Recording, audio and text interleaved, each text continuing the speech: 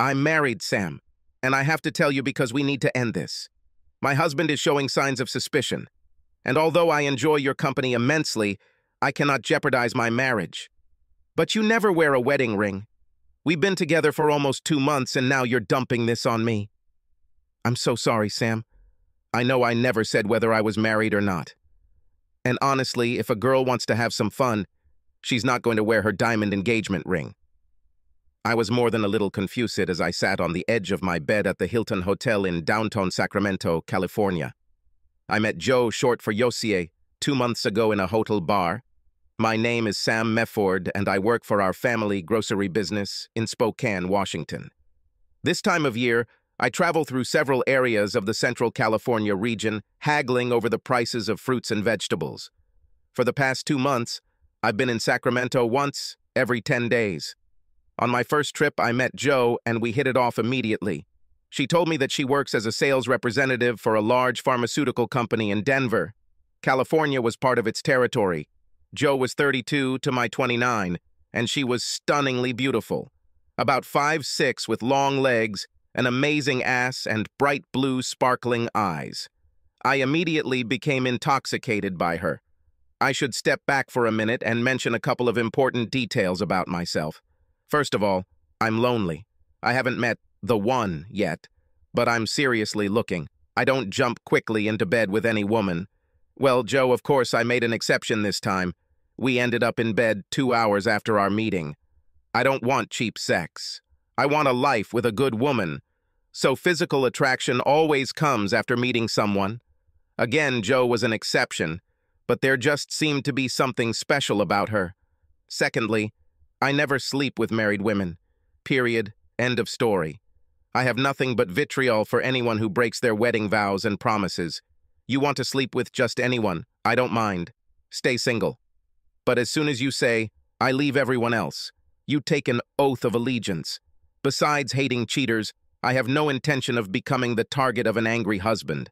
I plan to live a long life and die with my children and grandchildren gathered at my bedside, not in some dark alley beaten to death by a man who won't stand for some piece of crap taking someone else's.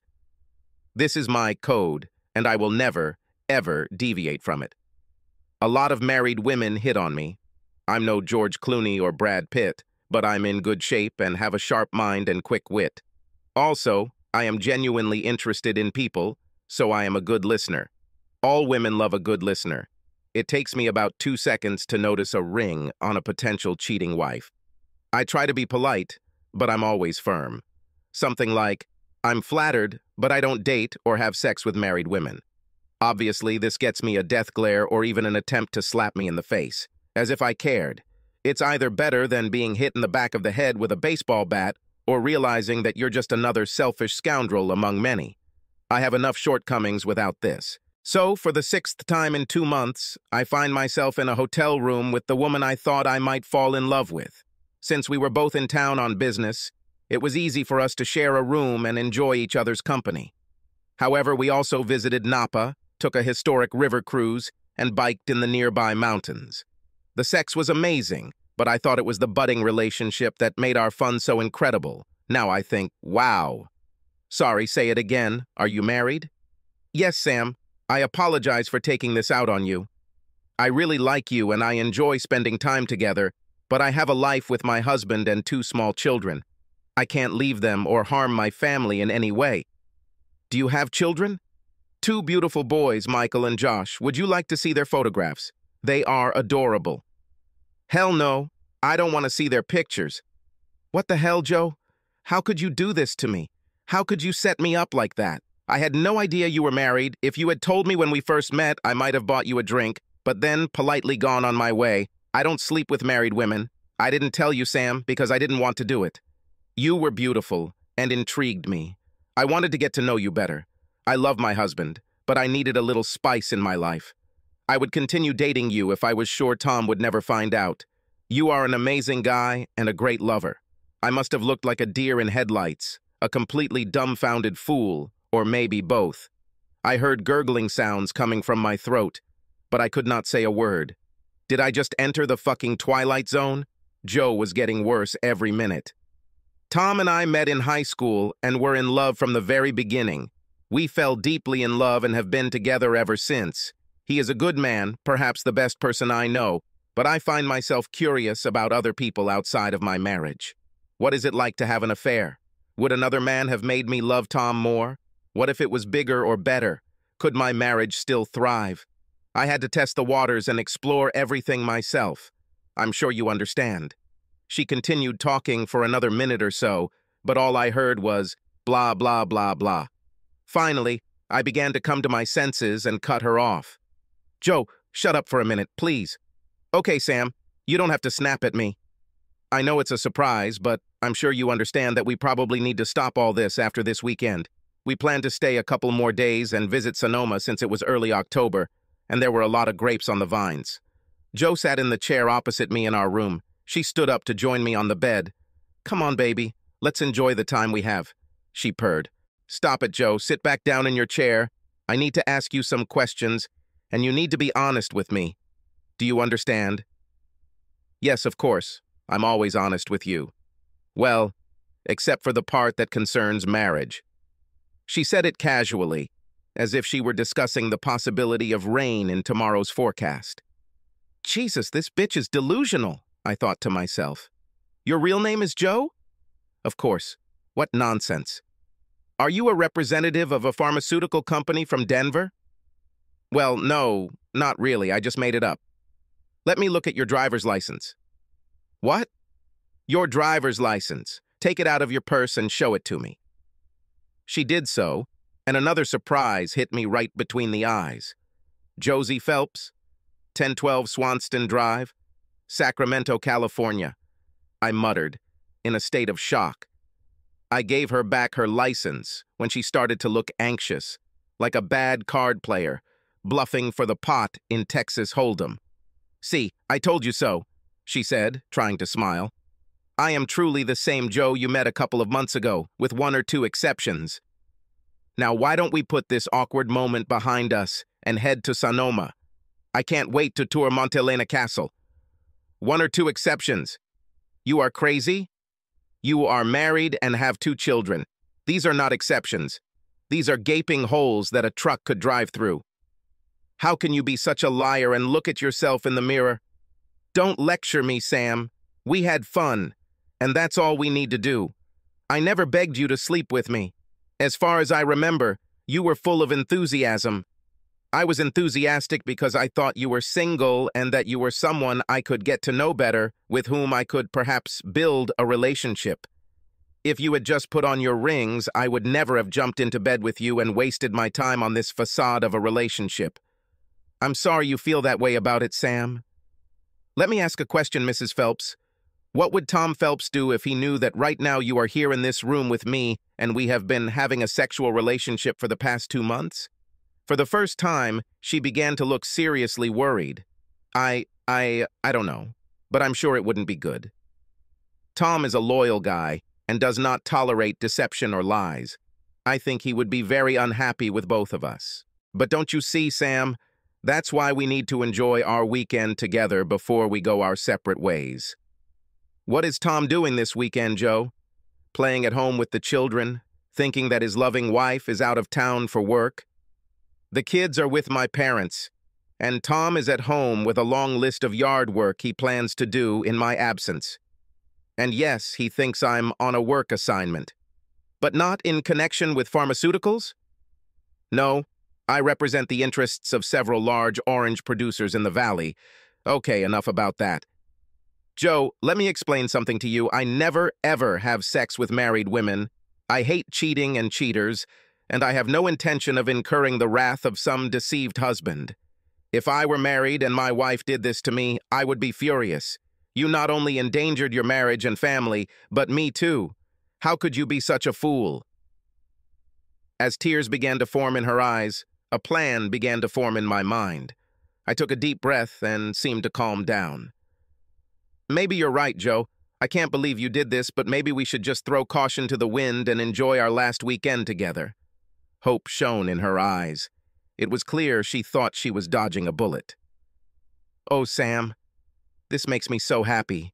You're such a good guy. I know the right woman will come and take you soon. But for the weekend, you're all mine. I know I was being stupid, but let's put this behind us and enjoy the 2 days we have. Give me a minute to clean myself up and I'll be ready to go. While Joe was in the bathroom, I entered her home address into the Google Map app and muted her phone. When we left the hotel, I headed west on Highway 80, but stopped briefly at the local Dick's Sporting Goods store. "I'll just be a minute. Sit still," I said, not giving her a chance to follow me. When I returned, I placed my small shopping bag on the floor behind the driver's seat and pulled out of the parking lot. However, now I was winding my way from downtown to the Land Park neighborhood of Sacramento. She didn't suspect anything for a few minutes, but soon began to get nervous. "Where are we going, Sam? This is not Highway 80. I have to stop and see one guy I didn't meet this week, Joe. We'll only spend about 10 minutes. The drive was only about 3 miles, and by the time we were a few blocks from her house, she began to understand. "No, Sam, you can't do that. Stop the car, turn around, please. I beg you, don't do this to Tom and my boys. You can't be so cruel." By this time, she was already frantic, trying to grab me or grab the steering wheel. I pushed her away and reached into the back seat, taking my purchase out of my bag. I pointed the gun at her. "Joe, shut the fuck up and calm the fuck down," I said in a controlled, threatening voice. "You screwed up because of your marriage and family, not because of me. I told you I would never fuck a married woman, and I'm not going to start now. I have no idea what your husband will do, but I'm not going to be looking over my shoulder for the rest of my life wondering when he'll show up and crush my skull. You made your bed, you lying bitch. Now you can sleep in it." She was crying hysterically when we arrived at her house. Working in the front yard was a tall, handsome guy whose name I assumed was Tom. Joe tried to crawl under the car seat. When I left, he turned and walked towards me. I held the gun low to my side, trying to keep it out of sight of any neighbors who might be nearby. "May I help you?" He stopped when he saw the gun in my right hand. "What the—" "Listen, I know you're Tom Phelps, Joe Phelps' husband. If you look over my shoulder, you'll see her in the front seat of my car. Now don't do anything rash. I didn't hurt her and I don't intend to. I don't want anyone to get hurt, but I really need you to listen to my story for about 5 minutes, and then you both will never see me again. Please don't do anything stupid, you can trust me." He must have noticed something in my behavior that allowed him to remain calm and believe what I just said. There was rage in his eyes, but he kept it under control. "Thank you. I promise it will only take a few minutes. Joe, get out of the car and let's go into the house with me and Tom." Looking like a woman condemned to death, Joe reluctantly climbed out of the car and walked towards us. I took a step back, allowing Tom to walk up to his wife and put his arm around her, helping her into the house. When we walked in, I asked it if we could go into their kitchen so they could sit down. I stood pointing the gun at both of them. "Tom, my name is Sam, and about 2 months ago I met Joe in the bar of the Hilton Hotel in the city center. She told me she was a representative for a pharmaceutical company in Denver. Joe didn't wear a wedding ring." At these words, Tom's face began to harden and sweat appeared on his forehead, but he did not interrupt. "Joe is a nice woman with a very expansive character, so I struck up a conversation. It was an amazing 2 hours with someone I thought was lonely. I travel a lot for work and have never been married. I'd love to meet someone and settle down, so as you can imagine, a single woman with Joe's looks and personality caught my eye. 2 hours later, we found ourselves in bed, together for the whole night. After that, we spent time together for the next 2 days, while I was in town. Perhaps I should have been suspicious of how perfectly our schedules aligned, but I was a little taken aback by this charming lady. For the last 2 months, I saw her every time I came to the city, 6 times on different occasions.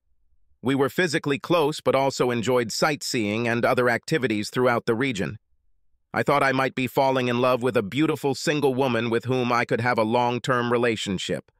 By this time, Tom was staring at Joe, but still listening to me. "Mr. Phelps, I have never knowingly slept with a married woman, and I will never do so. The reason I am here with you today is this. About an hour ago, Joe revealed her lie to me. She told me that she was married and had 2 sons. Joe said it was our last weekend together because she was afraid you might be suspicious of her and she didn't want to put her family in danger. Joe put her head in her hands and sobbed quietly. Joe, look at me. She didn't look up. I cocked the pistol.